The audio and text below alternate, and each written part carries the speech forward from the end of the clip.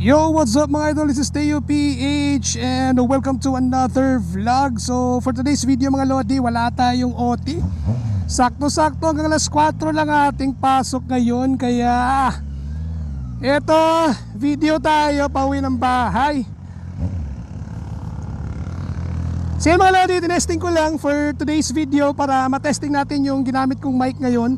So this is an external microphone from Insta360.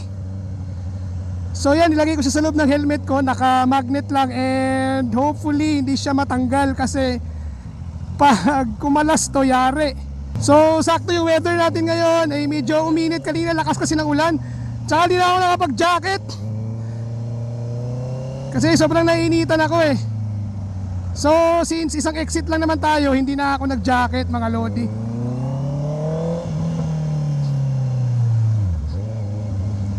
So ngayon lang is gusto ko lang matest if okay yung quality ng audio ng ating microphone na binili natin.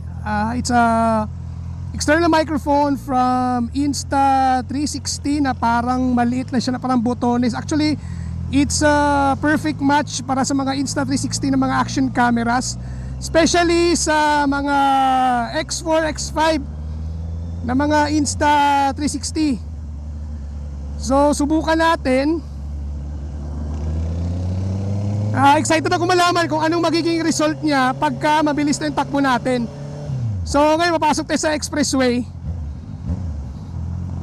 with only one exit lang. Isang exit lang naman ako.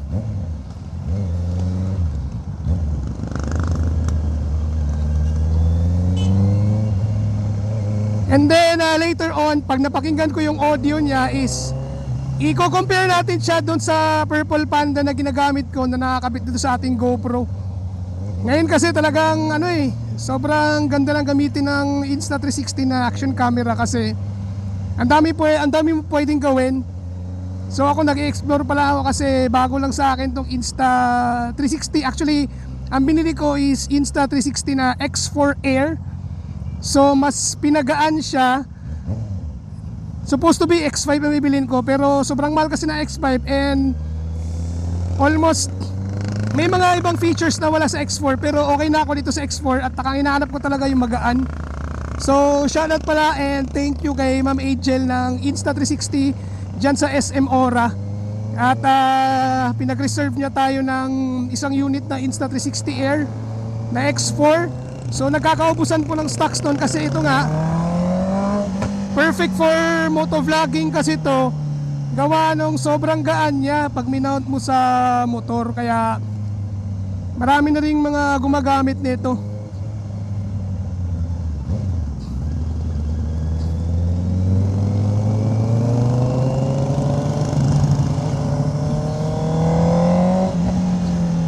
Di ko alam kung kaya niya i-compensate yung ingay ng tambucho ko since nakasarado naman yung ating helmet. Nandun lang, then kinabit ko na rin yung yung parang balahibong pusa yung para sa noise reduction. So hopefully okay yung magiging result, no. Mamaya pagka tiningnan ko sa editor to. So ito, malapit na tayo. Palabas na tayo ng express. So what a perfect weather today. Yun mga lodi, bago pala tayo lumabas sa expressway, shoutout lang natin yung tropa natin, Android Explorer. Ayan, sa mga hindi pa nakasubscribe sa kanyang channel, pakisubscribe naman. And also si Popoy Belo, sobrang yaman nun. Pinakyaw lahat ng mga accessory nun sa Ekamatic. RCB boys mga lodi.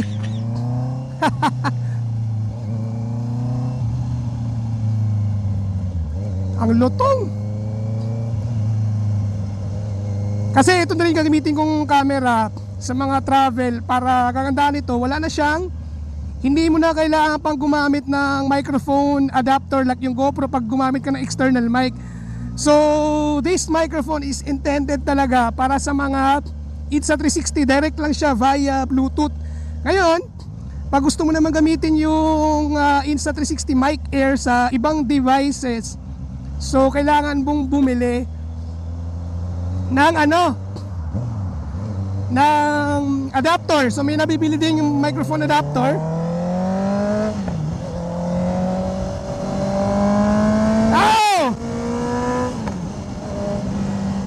crispy. Try natin kung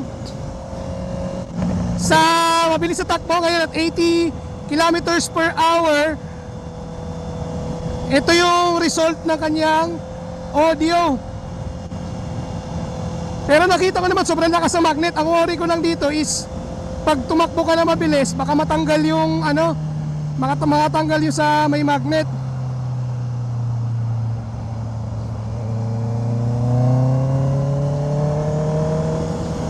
So try natin at 100 km per hour. Woo!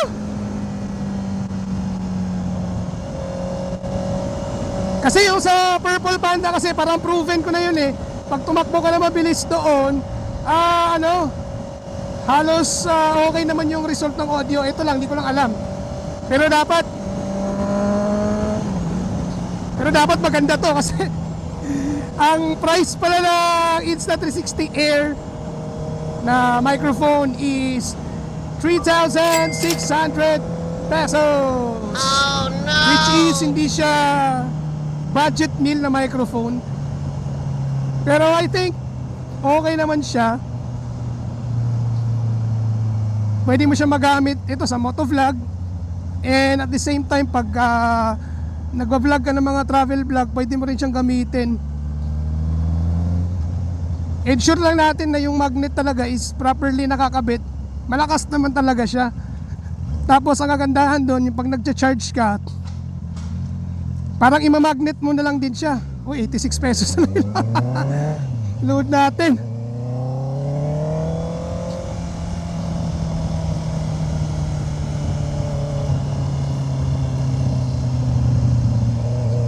So yan, napakalapit ko lang. Pero minsan tinatamad din ako talaga magmotor araw-araw papasok sa trabaho kasi hindi ko na kinuha ng sticker to para gate pass. Araw-araw ako nag-iiwan ng vehicle pass. So parang hassle din sa part ko. Kaya ginagawa ko, weekend lang ako nagdadala ng motor para ma-warm up naman. Pero itong motor talaga natin is for mga weekend ride. Kaso wala pang nagyayaya sa atin.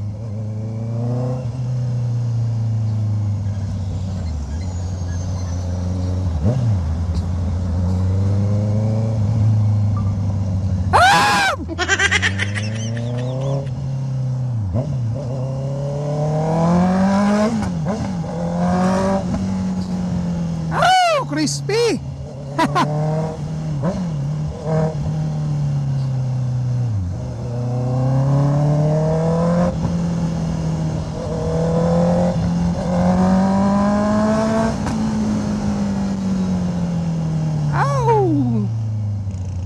Di ka talaga mabibitin sa inline 4 mga lodi.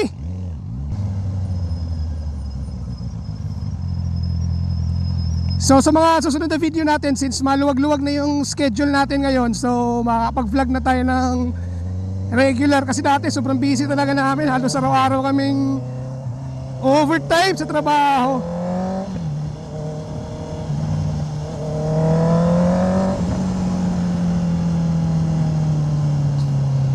Pag ito goods, ito na yung gagamitin natin na main camera. Pero tingin ko gusto ko pa rin gamitin yung GoPro natin. Jimny yan.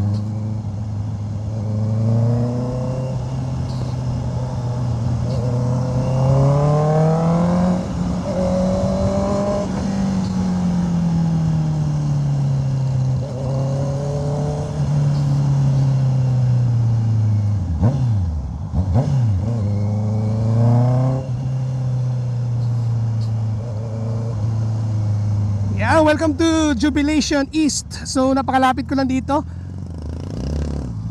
Lapit na tayo sa bahay.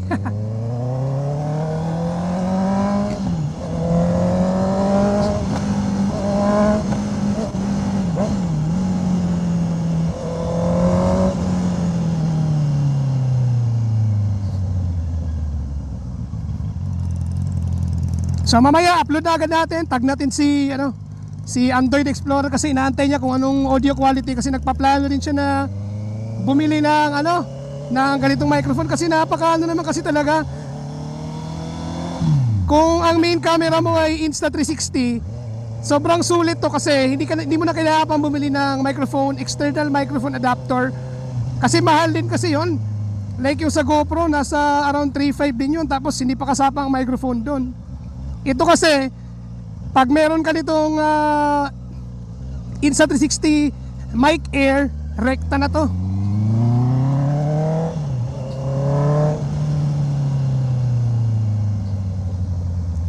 So dito na tayo mga lods. So hopefully okay, no? At hopefully hindi natanggal. Kasi pag natanggal, yari na nito. Wala na tayong, mahal-mahal pa naman ito.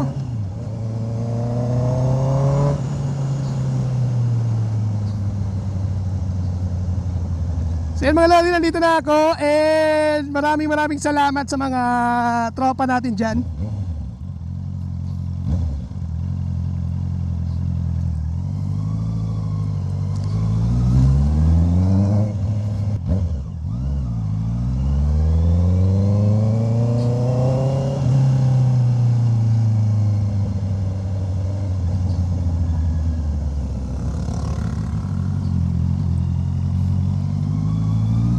So mga lodi, dito na ako. So magkita-kita tayo sa next vlog. This is Teo PH. Live, love, and right. Woohoo!